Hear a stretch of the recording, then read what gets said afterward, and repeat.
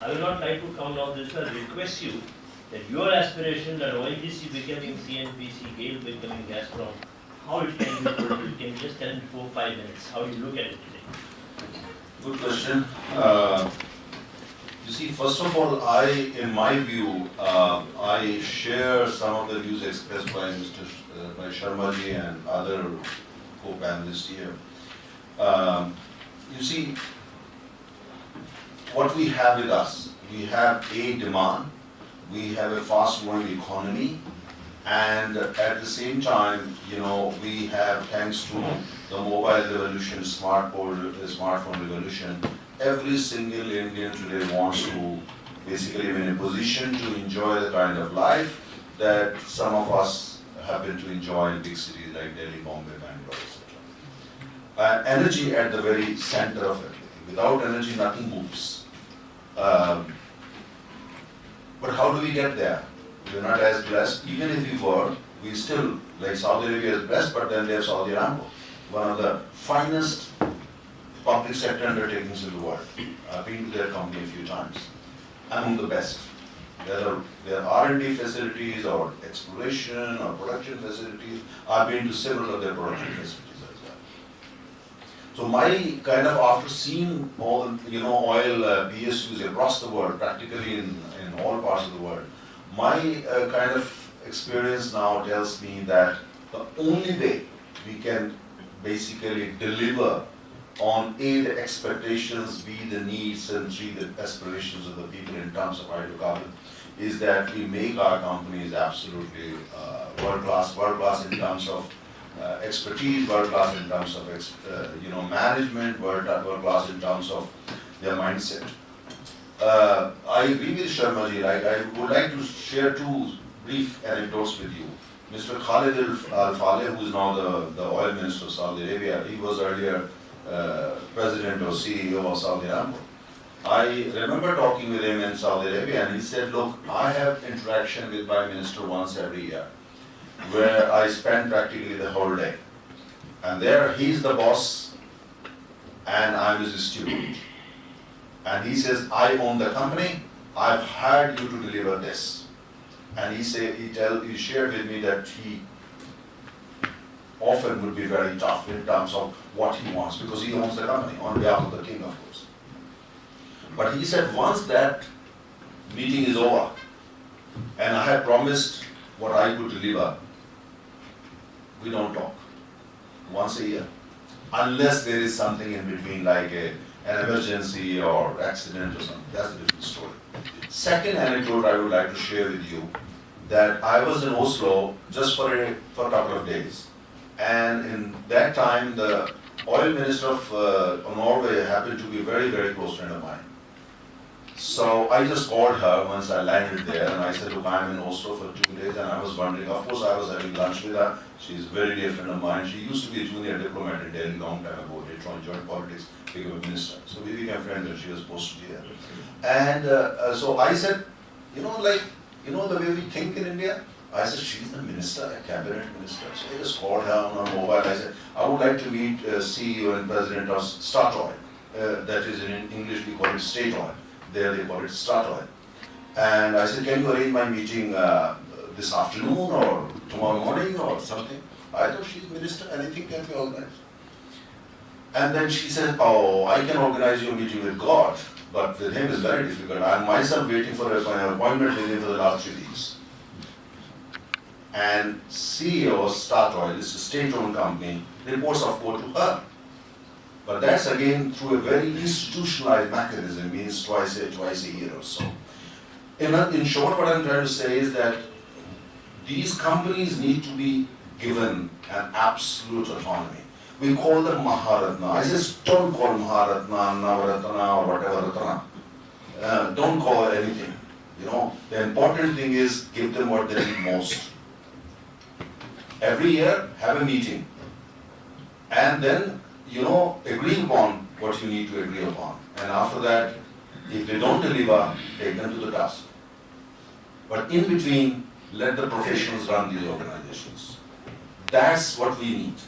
I mean, if we don't allow that, trust me, in my personal view, as an independent energy expert and an Indian, my view is that the biggest threat to energy security is not war in Iran or political disturbance in this part of the world, or not geopolitical tension in North Korea. I think biggest threat is that we don't give the autonomy they need. We are compromising with the future of India's energy security. We are compromising with the future of these companies. So we need to give them. I think I'm a politician myself. We need to step back and let these companies be run the way the companies should be run. How to do it? Once that mechanism has been put in place, then we also need to say, if you are a big oil company, it's up to you. You should go and attract the best talent. How do you attract the best talent? If in Britain or in Saudi Aramco, I see a lot of people in senior position, they are of different nationalities. Attract the best talent from wherever. Pay whatever the board, let the board decide. Let there be competition between Indian Oil and BBC and NHPCL. Let there be competition between ONGC and GAIL. That's what we need to do. You see, I think, in my view, unless and until we, especially the political class, is prepared to give that kind of autonomy. I'm not saying freedom, I'm saying autonomy. And scrap this Maharatna Vatna thing, this not really does have any purpose. Unless we are able to do that, I think we will not be able to get what we need to get. We can set goals, that's fine. And if you allow me to take just 1 minute and quick points. Now, the second point is that, also in terms of what our theme is, unleashing. What as an Indian bothers me, for instance, is deep water. We know deep water has tremendous potential. We also need to bring that oil out fast. We need to bring that gas out fast. If we do that 70 years from now, probably we won't need that. The question is that we have been now exploring in deep water, also producing from deep water, for about 15, 17 years. But still, when you look at the contribution or the share of deep water in India's energy, oil and gas is almost negligible. What have we learned? What are we doing about it? ONGC has also made some discoveries. Is there kind of a national vision in terms of how do we kind of, mainstream the deep water? It's been 16 years. It's a long time. ONGC has some experience, Reliance has experience, now BP has experience, of course they have experience from other parts of the geographies as well. But the question is that, do we as a nation have a vision or a strategy and plan when it comes to deep water? We joined the exclusive deep water club now 16 years ago, and we are stuck there. We are stuck. If we need to bring in collaborators, bring in equity players, need to convert some of our deep water oil and gas finds into joint ventures with whosoever, what are we waiting for? Why are we taking so long? I am a pakka Swadeshi wala, in the sense Swaraj, but my Swaraj also means that we deliver. If I don't have it, I have no hesitation in going X, Y, Z country and say, all right, I need it from you, please come and join. Let's join hands and do it.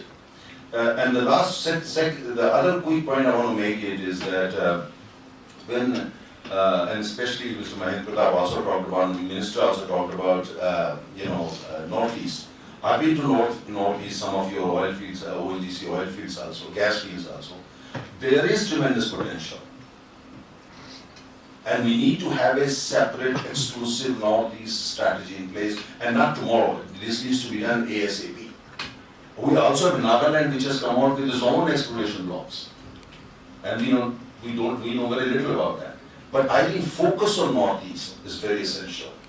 And also focus on shale. Mr. Pratap talked about shale.